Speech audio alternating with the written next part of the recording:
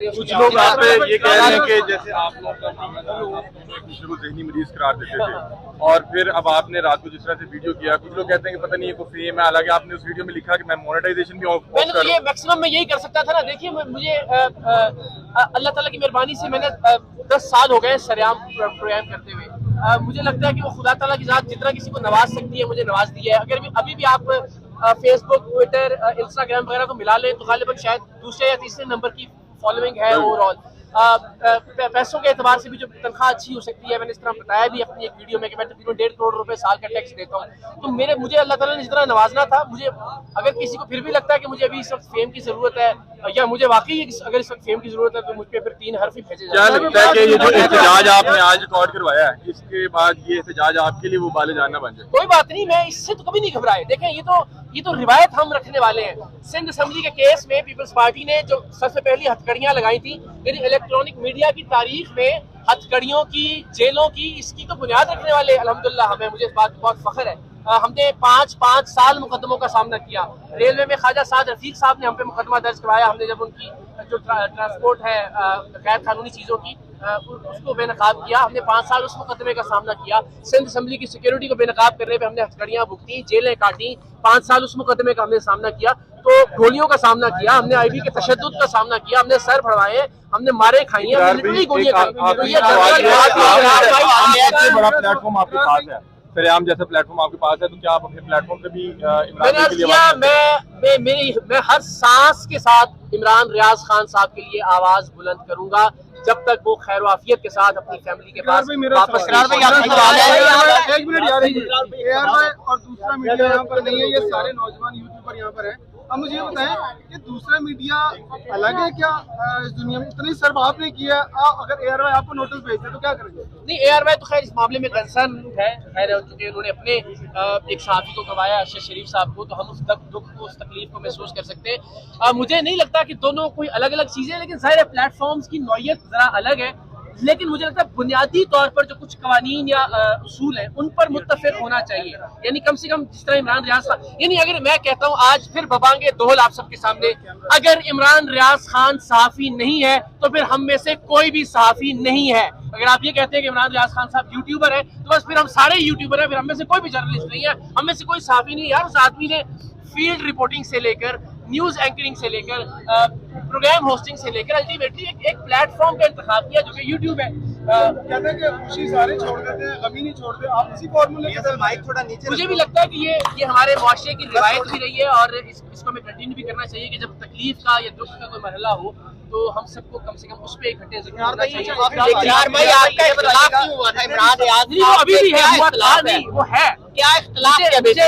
मुझे ये लगता है कि वो कुल्लियतन एक पॉलिटिकल पार्टी को सपोर्ट करते हैं। मुझे लगता है कि उनको शायद उसमें कोई खामी दिखाई नहीं देती और मुझे उसकी वजह ये लगती है, बहरहाल ये प्लेटफॉर्म नहीं है कि हम इस इख्तिलाफ की बात करें, लेकिन अब मुख्तसर मैं अर्ज कर देता हूँ कि मुझे ये लगता है कि चूंकि आमदन अगर इंसान की किसी नजरिए से वाबस्ता हो जाए तो फिर बड़ा मुश्किल होता है उस नजरिए से डी ट्रैक करना, क्योंकि उसको पता होता है कि जद डायरेक्ट मेरी आमदन पे पड़ेगी। अब मुमकिन है कि वो ऐसा ना सोचते हो, ये उनकी बदनीयती ना हो, ये मेरा ख्याल है, तो ये इस ख्याल की बुनियाद पे मुझे उनसे इख्तिलाफ है।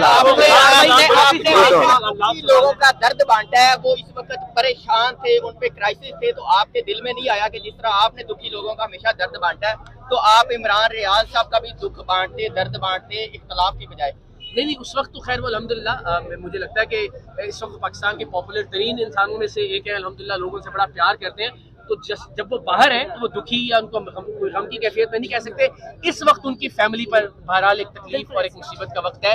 मैं उनके भाई से राब्ते में भी हूँ, उस्मान भाई से, उनकी फैमिली से मेरी जो हैसियत और जो भी साथ है उसके मुताबिक मैं उनके साथ हूँ। इमरान भाई जब बाहर आएंगे, इमरान भाई से आपकी बात हुई है के बाद प्राइवेट कॉल आ जाती है तो आप नहीं, मैंने अर्ज किया ये तो रिवायत हम डालने वाले भाई, हमने एजेंसियों के तशद्दुद हमने सबसे पहले बर्दाश्त किए हुए हैं। ये टांके इस वक्त भी मौजूद है, ये मेरा शोल्डर जो लेफ्ट वाला, राइट लेफ्ट, ये इस वक्त भी डिसलोकेटेड है, ये पसली मेरी अभी भी इस वक्त भी टूटी हुई है जब मैं आपसे बात कर रहा हूँ। कान का पर्दा इस वक्त भी डैमेज्ड है।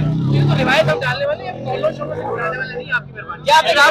जब आपको कॉल की, जब आपकी बात हुई है, तब आपके क्या, जब आपने फोन किया तब आपके क्या जज्बात थे? मेरे जज्बात यही थे जिस तरह एक छोटे भाई के होते हैं, और उन्होंने उसी बड़ेपन का मुजाहरा किया जो एक बड़े भाई का।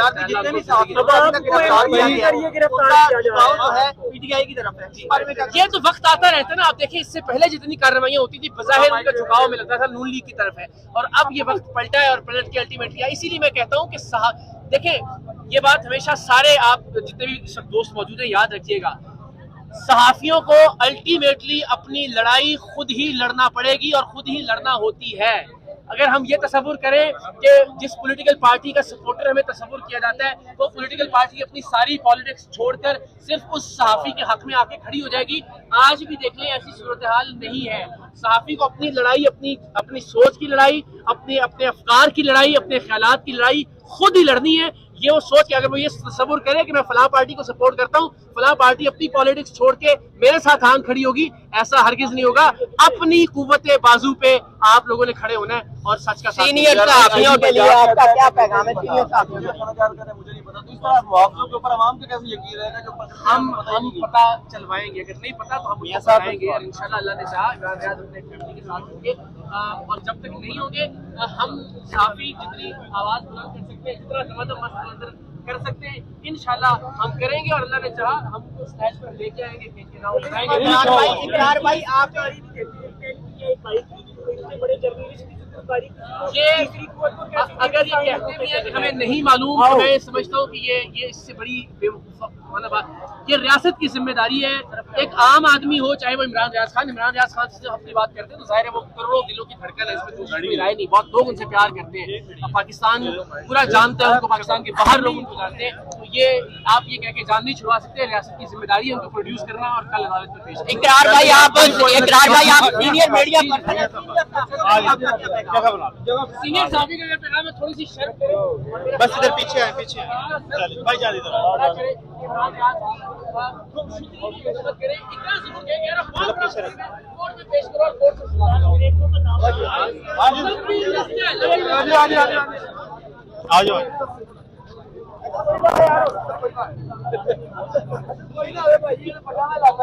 व्हाट्सएप नहीं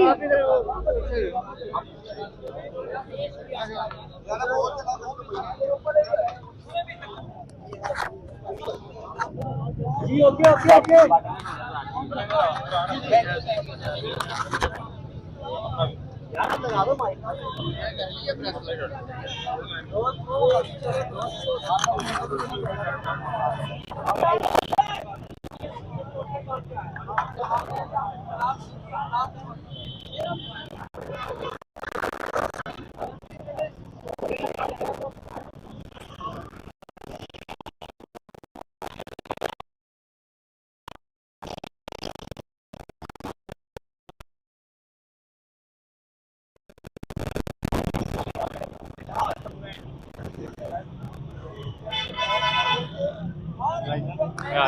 खैरियत है।